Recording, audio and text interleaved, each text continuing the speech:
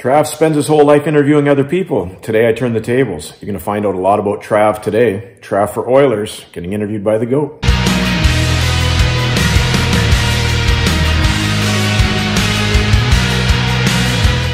Shoes on the other foot, Trav. Here's your 20 questions. When and why did you start to play goal? I started in Winnipeg. I started playing goal when I was 10 years old. I started hockey when I was 4. And I started because when I was 9.5 years old, I was at a school book fair one day. And at that book fair, I remember walking up to the library door and I saw this massive poster of Mickey Kiprusoff. And that poster, this is a picture of him during the 04 Cup run against Tampa. I saw that picture and I had one of those like ha moments of like, oh my God, like, this is what I need to do. That is what got me into goaltending. Outstanding. Well, you stole my second question because it was going to be, if you had to pick one, who was your favorite goalie growing up? So since you answered that, who was your second favorite goalie growing up? Well, actually, believe it or not, so the Kiprusoff poster got me interested in goaltending, but Jose Theodore was actually my idol growing up. Was that because he caught with the wrong hand? He was good looking. He had a good looking girlfriend at the time. Even though I was 10, I was still kind of interested in chicks. He had a sweet setup, just won the Hart and the Vezina trophy, and seemed like a cool dude, and he caught full right. So basically, you guys were twins. Anyone ever give you serious grief about filming/droning? Yes, I get regular flack about filming from time to time. Some people don't like it, some people like it. Try to accommodate everybody the best that I can. Maybe you put cameras in a low-key location.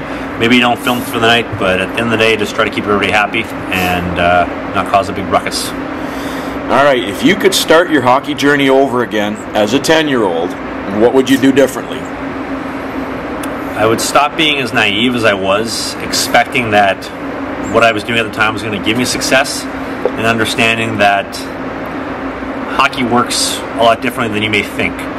For example, unless you're a Connor McDavid or you're a Carey Price or a Carter Hart, it's not about being good, it's about being good with a combination of variables such as right time, right place, right coach, right team, right season. There's lots of things that coincide that you need for you to go right to continually climb that ladder. And guys at the National Hockey League level, some of them haven't been studs their entire life, and they've had a lot of things go right, and understanding that that's part of the process as well. What was the spark that got you started with your YouTube and filmmaking career?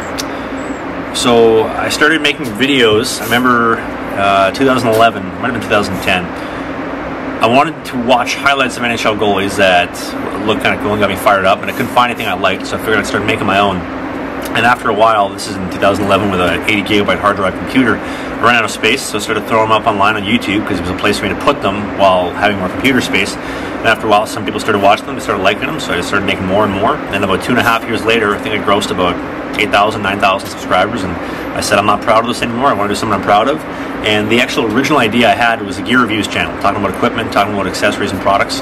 And then that kind of evolved into gameplay, which evolved into showing my game highlights, the junior hockey vlog and the college hockey vlog. And that slowly progressed into what I do now. I don't really have a title for it, just sharing my hockey experiences, my hockey journeys, and my passion for the game top to bottom. So that's kind of how that's evolved. What is your greatest strength as a goalie? I think I'd have to say my height. I think my height gives me a lot of advantage over other guys. I think that although I haven't had a lot of success in my career, I think I would be a lot less successful if I wasn't 6'5". Say that for sure. Well, the natural follow-up to that is, we know what your greatest strength is. What is your greatest weakness? My greatest weakness is not using my greatest strength to its fullest advantage. So, for example, big guys, one plus side is there's more volume, there's more surface coverage for a bigger guy compared to somebody who's 5'10". With that gift comes bigger holes because everything is bigger, no pun intended, but you need to find ways to seal the holes, you need to find ways to keep things tight and make shooters go around you as opposed to through you. And that's something that I think really held me back when I was younger, without a doubt. Yeah, you're dead right. Being bigger can really help you seal holes. What exactly would be the best perk for you if you could play in the NHL? Perk? The best perk of playing in the NHL, what do you think it would be for you? The biggest perk would be able to say that I accomplished something, that I succeeded. And I mean, I guess it would depend where, but like if I was able to have the opportunity to play one game with the Winnipeg Jets, preseason, playoffs, regular season, inter-squad game, doesn't really matter. To play one game would mean that I accomplished something that many couldn't, and would mean a lot, especially playing for a team that I'm from, well, a town that I'm from. If you could be one current goalie in the NHL, take over his body, take over his life, who would it be? Current goalie in the NHL. I mean, you can't go wrong with any of them, the fact that they're in the NHL, but if you get to pick, who's a good-looking guy? Who's a good-looking guy on the show right now? Bryce looks pretty good-looking, but he's wifed up. I'm a big fan of Holtby. Holtby's a good-looking guy. He's got the beard going. I think there's better looking, though. Not Hart. Bishop's pretty ugly. It's definitely not Hellebuck. He's got some Hellebuck ears. I think he's a pretty good-looking guy. With his helmet on. I might go, it's a tough one. Henrik Lundqvist, the king. You can't... Gorgeous man. Beautiful hair. Everything. I have seen his hair in person. It is 10 times better in person than it is on TV. And it is great on TV. Those locks, balding, so I'm pretty jealous. Luxurious. Has your YouTube channel hurt or helped your hockey journey? It's open to interpretations, but I truly do believe that if I wasn't making videos and on YouTube, I wouldn't still be playing. For me growing up, I always wanted to chase hockey down as seriously as I have now. I think I was limited in the sense of I didn't have the financial resources to do that. I had to work full-time jobs, go to school, a lot of things that were holding me back time-wise and financially from skating with goalie coaches like Steve, from working out 3 days a week with a private trainer, to have these opportunities to go to camps when I was tight on money, I couldn't afford to spend $1,000 to go to a camp for 3 days over the summer. So I think that YouTube has enabled me to be successful and enabled me to continue my career. Has it hurt? Yes, there has been some negatives that have come of it. So, for example, pissing off my coaches at VIU and pissing off other people as well along the way because I'm filming and I'm documenting my journey. But at the end of the day, I'm not playing hockey if I'm not making videos. So 10,000 times more good than bad. How did you get hooked up with McKeegan? How did we get hooked up anyway? We were messaging on Instagram for a bit, right? I believe it was through Instagram, correct, yeah. And then back and forth and just invited you out, I believe. Well, I think, we were exchanging messages on Instagram, and I think you asked me to give you a call to kind of talk a little bit, and then what I thought was going to be a 5-minute call turned into like a half-hour, 45-minute call.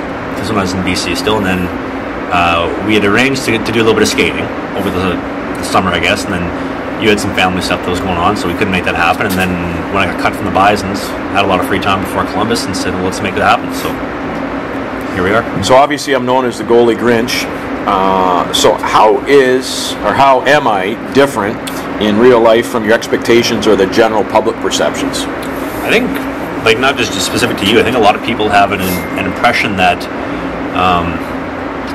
people who play in the National Hockey League are cocky, or people that have coached or have that pedigree, but that cockiness comes from the ability to be successful and knowledge, right? So a lot of people may be intimidated by it, but I've always prided myself on I will do whatever it takes to be successful, and I will find that avenue if I can get my hands on it.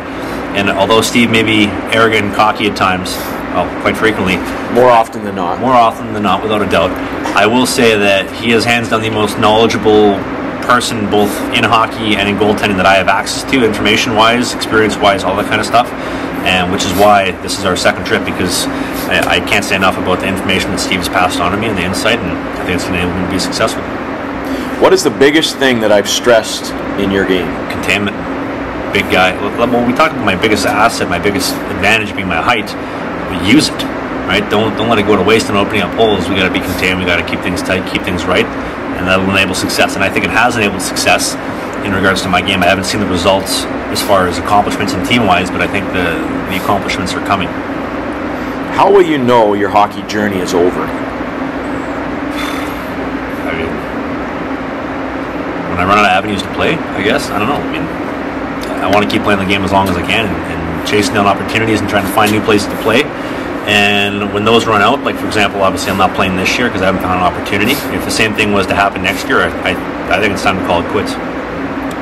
With an unlimited budget, what drone, camera, and computer edit suite would you get? Get the exact same stuff I have now. It's not about the equipment that you have. It's about how you use it, how you can use it to tell a story, get the information, the message across to the person watching. And I think that I'm doing a good job with everything right now. And I don't think a $10,000 DSLR or $10,000 any kind of camera is going to change that. It's all about how I use it. You can decide whether you want to answer this one or not, or just say pass. Oh boy. Has your girlfriend ever worn nothing but your goalie pads? Next question. Which of these goalie terms sounds the most X-rated?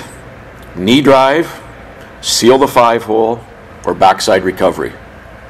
You can pass that one too. I'm going to go backside recovery, I think. Backside recovery, yes. I think so. We've just got 2 questions left to go, Trav. How do you handle the endless chirps you get in the comment section? You know, I think the negativity and the lack of knowledge that comes in the comment section on YouTube, I think you can relate to it as being a professional who's played the game and coached for the Leafs.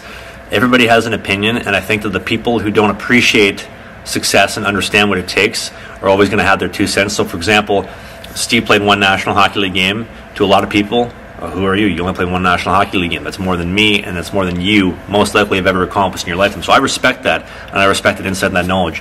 If you haven't played the game, and you've played community club your whole life, and you actually have not tried to succeed at the game or stuck to anything in your life, you probably don't understand what it takes to be successful, and you probably have a negative outlook on things as opposed to a positive outlook on things. You catch more flies with honey than vinegar, and I think that is true in the comment section. So as far as how do I deal with the negative comments, it's just water off a duck's back. Unless it's something constructive and insightful, otherwise I don't even give it a second thought. Okay, we'll wrap it up here with the last question, and I want you to think this one through carefully. Did you walk to school or take your lunch? Did I walk to school? Or take your lunch?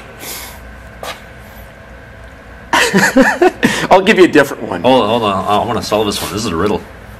Here's a better one for you. Okay. Is it further to Vancouver than by bus? 2 stumpers to finish. Trav is finally silenced. Is it further to Vancouver than by bus? By bus is a place, I'm assuming. Is by bus a place? Just a trick question. There's no right answer.